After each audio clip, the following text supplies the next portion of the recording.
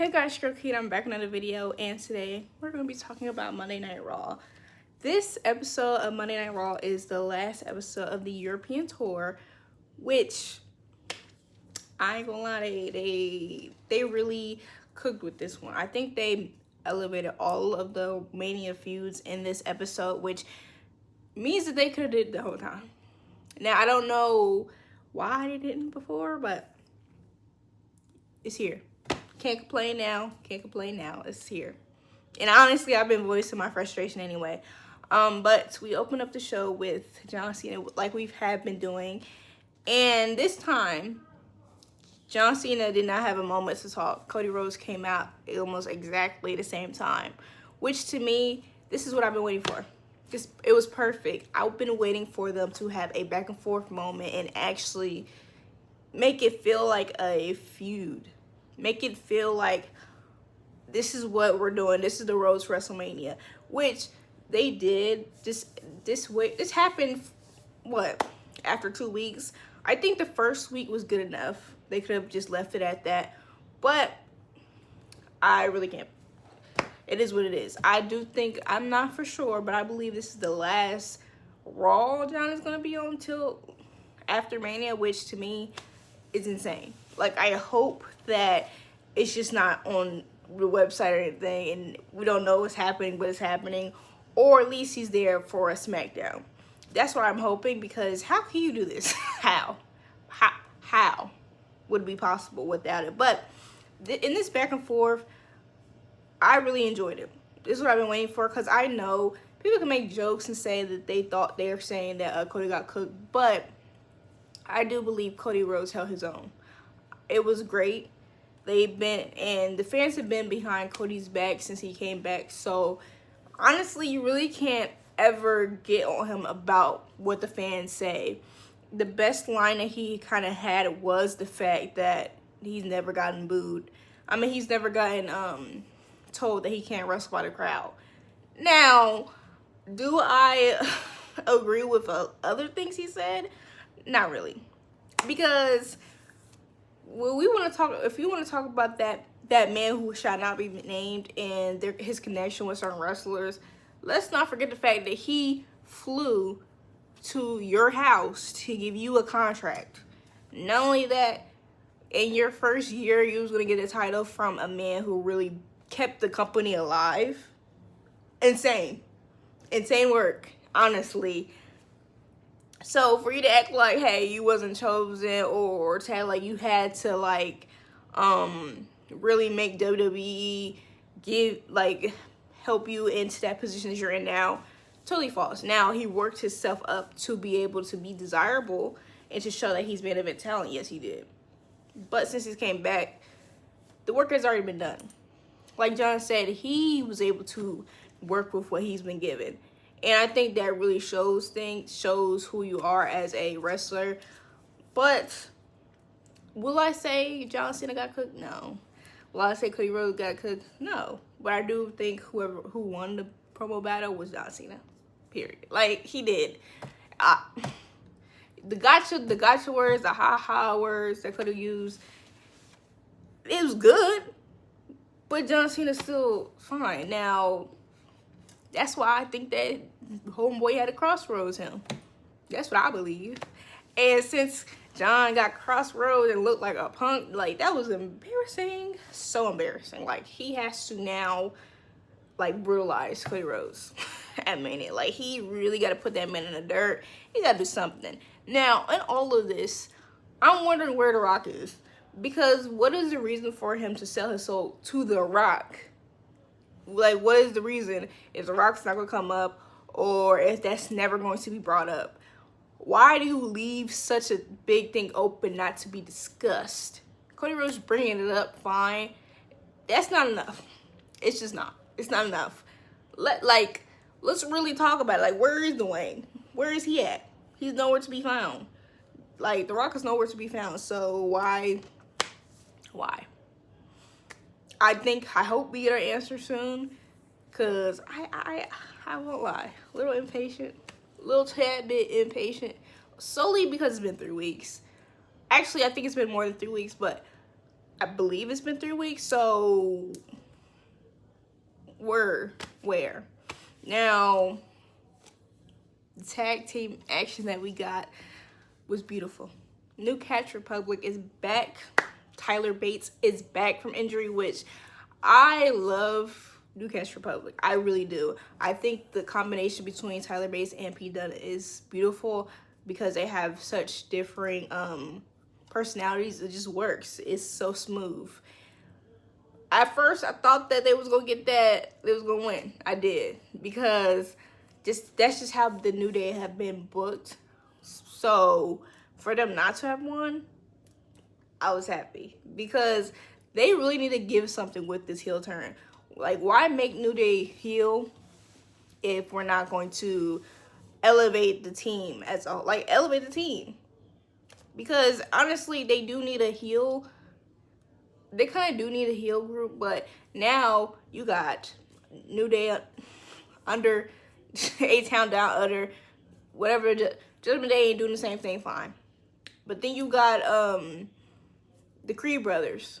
So if we're not gonna do nothing with the New Day, why turn them heel? Why? We do have enough heel teams. So I just need them to really pull through something. And since they had a little face-off with the War Raiders and earned themselves a, opportunity, I need them to actually beat the War Raiders. I do. Like, we've gotten free from the LWO, so I need them to take them tag titles, period. Ain't no ifs, ands, or buts. They need to take them tag titles, because I'm tired. Like, you wanted to dump Biggie out for what? To move the same way? To not do anything different?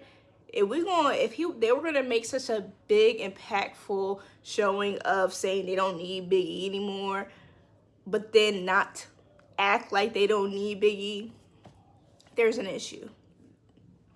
Now, this was my favorite part of the night. Favorite part, kind of my favorite part, but actually the saddest part of the night. And this was Jimmy Uso versus Gunther. Now, Jimmy, I said he was going to be a sacrifice. Did I mean a blood sacrifice? No, I did not mean that. I just thought he getting taken out, submission. I thought he was just going to be knocked out. Probably brutalized a little bit, but not bloodied. Not bloodied. I didn't believe that. But seeing the match between Gunther and Jimmy Uso, I see a lot of possibilities right there. Of course, they can't really have a match where they're both actually going at it for real. But in that small moment where you see both of them kind of have moments, more Gunther than Jimmy, there's potential. There's potential. So down the road, I would love to see a Jimmy Uso and Gunther honest match. Like an honest match where you don't need to make Gunther look worse. Like, not worse, but stronger. It doesn't have to be a Jimmy win, but something solid, like a solid match. I love to see that because it's there. And personal opinion, I could be wrong, I could be biased, but I don't think currently in the stage that both Jay and Jimmy are at, they do not wrestle the same. They have same movesets and in a very similar style, but currently I don't think they wrestle the same way, so I do see a difference. It's not like he's wrestling the same freaking person now, currently, because Jimmy does different moves than Jay does, so it's a different thing. It's not like I'm just watching Jay versus Gunther. So this feels like something new, and it feels like a possibility right there if I am articulating correctly. But just because he don't do the same moves as Jay does not mean that he doesn't meet the same result as Jay has, and that is losing to Gunther. Gunther was being very disrespectful though, but at the end of the day, he still lost. Jimmy still lost. And I was hoping, honestly, the loss was enough to, kind of snap Jay into a situation where he understood, like, hey, I gotta get my brother's look back. It wasn't enough. It wasn't enough. Gunther came right back, found some zip ties out of nowhere. Don't know where he got it from at all, but stole some zip ties, Jay to the ropes. And Jimmy Uso got brutalized. He hit him with a belt, which caused he's busted open. Blood everywhere. Does that stop Gunther? No. Gunther continues to batter the man to the point where he ends up tasting his blood. Now that, insane, wild. I wouldn't do that at all. But this right here is awakening something in Jey Uso. A lot of people are saying that Crash Out Jay is coming back. Left hand, right hand man Jey Uso is coming back. But personally, seeing this is different than anything Jay has seen. It's different than any other beating that Jimmy had to endure, or any beating that Jay has had to endure. Jimmy was busted open. This man, like, for Jimmy to be the one who blades, like, that right there, yeah. When it comes to his family, Jimmy's gonna go all the way in, and I respect that so much. But this right here, to me, and I'm hoping, it's gonna be different than just Crash Out, right hand man Jay. This is gonna be more dangerous. And to be World Heavyweight Champion, this is the Jey Uso we need. We do not need a Jey Uso that is somebody that is a joke to the point where the whole locker room don't believe you can be champion. That right there needs to be dead by the end of WrestleMania. By the end of WrestleMania, everybody has to know and respect the fact that Jey Uso is going to be World Heavyweight Champion, or is World Heavyweight Champion. That's what has to happen, and he needs to captivate everybody. So I'm hoping that there is a merger with the fact that he can get the crowd hype and can get the crowd on his side, but it needs to be serious and dangerous. Hopefully he can find a good medium. I believe he can. Because no matter, even though the crowd booed the bloodline was loved. The bloodline was loved. So I'm hoping that that's the case. I'm gonna be real. Penta with a heavyweight, like what we saw at the Royal Rumble with Roman, and what we saw on Monday Night Raw with Braun Breaker, I like it. I do. I truly like when he's, moving with somebody like Powerhouse. It's a beautiful thing. It's a beautiful merger. Like, I truly want to see that occur in different situations. It's like seeing Penta and Roman at Royal Rumble really ignited something in me to make me believe this way. But him and Braun, yeah. This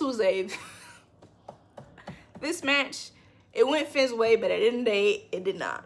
This is not going to end well for Finn. Now, Judgment Day against Braun Breaker and Penta, throughout the match, it was pretty even until, of course, you have to have a run-in between two of the teammates that were opponents. And that's what happened. Penta got speared by Braun Breaker, which Penta thought was on purpose, or he just thinks that Braun was being reckless, because he did confront Braun after the match, because it cost them the match, period. It does. Even though it's their tactics, Judgment Day tactics, they still won a match.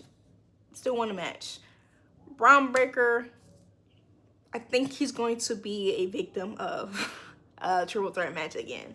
I just think that's going to happen, because after the match, for some reason, Finn is hype.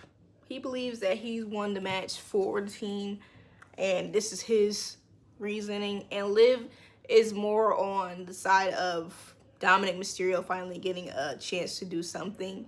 So she's gonna talk for opportunity for Dominic Mysterio. So I think it's gonna just lead to a triple threat match.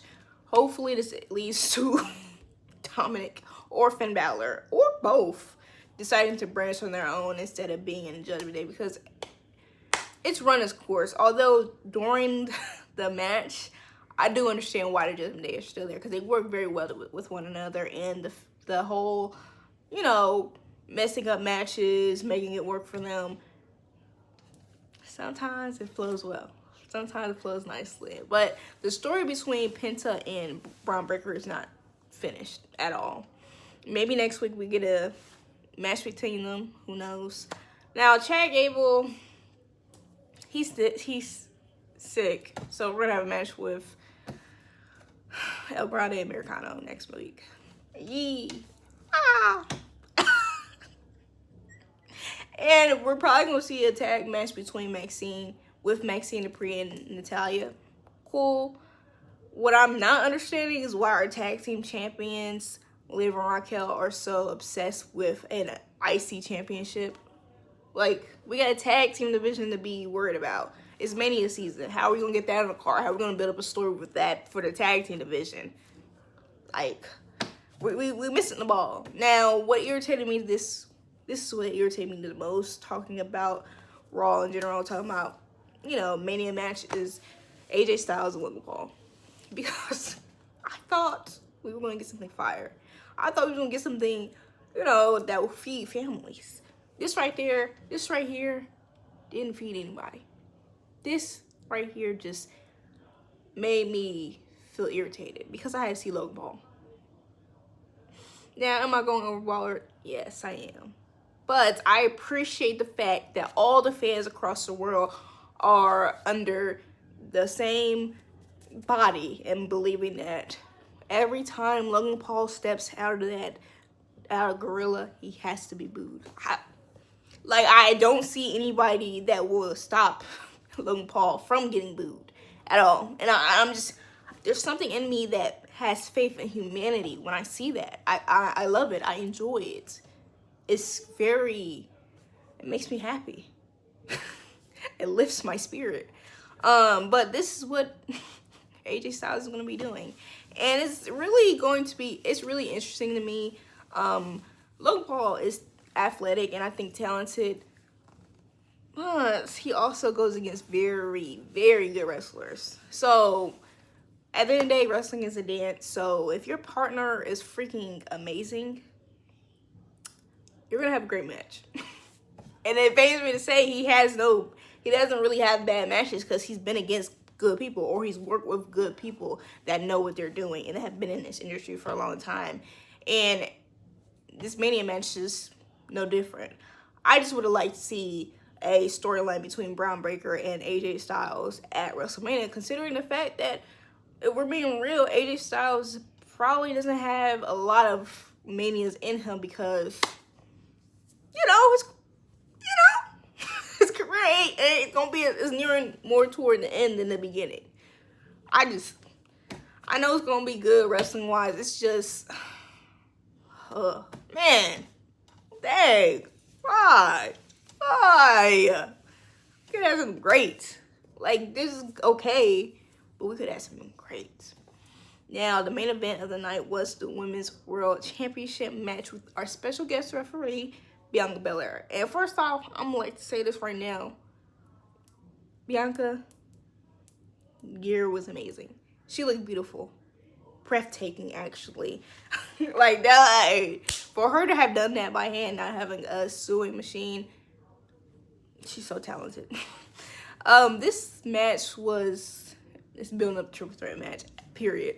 It's building up a triple threat match. It was some questionable moments, for sure, but the ladies made it work, okay? That's one thing that the women are always going to do, make it work. Bianca Belair did a great job as a referee. She wasn't partial to anybody.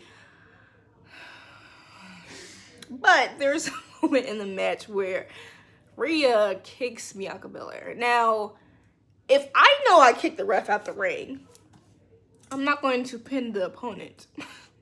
But she pins Io Sky and believes Bianca's going to magically get up, to the point where after the match, she blames Bianca. Now, during this match, Io and Rhea end up hitting Bianca, getting on Bianca's nerves, pushing Bianca to the point where Bianca decides, okay, enough is enough. I'm calling it off, man. Io is still our champion, which to me is like, I'm just glad that we didn't have a win or a lose, because at the end of the day, I don't think I would have been able to take Rhea being champion again just for her to lose it. or for I want or for Rhea to actually lose by getting pinned and then somehow weaseling her way into a triple threat match. That wouldn't have made sense. But because of that, Rhea is being a child. She's being a child. So she's mad and she stands tall and decides to hit both Io and Bianca. Bianca here is the good guy, and of course she got booed again. For some odd reason, she gets booed again. In this feud, Rhea Ripley really is not the good guy at all. She's actually pretty annoying, and I love Rhea now. I'm a fan, don't get me wrong. It's just she's been annoying. Weaseling her way into this and acting as if she's a victim. She's not. She's not. Bianca has called everything straight down the middle. Great refereeing. Bianca has been partial, hasn't been really having any mind about who is champion. She just wants to be the champion so she can be the champion. So for her to take it personally, that's the first and biggest mistake, and I think that's going to cost her badly at Mania, is the fact that she's taking everything personally. Now, am I thinking that... I don't think that Rhea's getting too protected in this.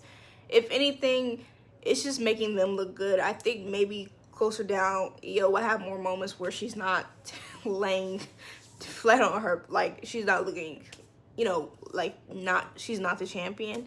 It's just, we gotta make all the women look good, and there is it's time till Mania. So I'm not mad about the ending of it. I'm just saying this right here. Bianca better be champion at Mania. She better be champion at Mania. And if she's not, I want it to be because NAOMI messes her match up. I do. That's not to say I don't want NAOMI to have nothing to do at Mania. I just want that to be an additional thing that she does. But this episode of Raw was really good because it's heating up, because we're getting to the final moments to where it's going to be WrestleMania.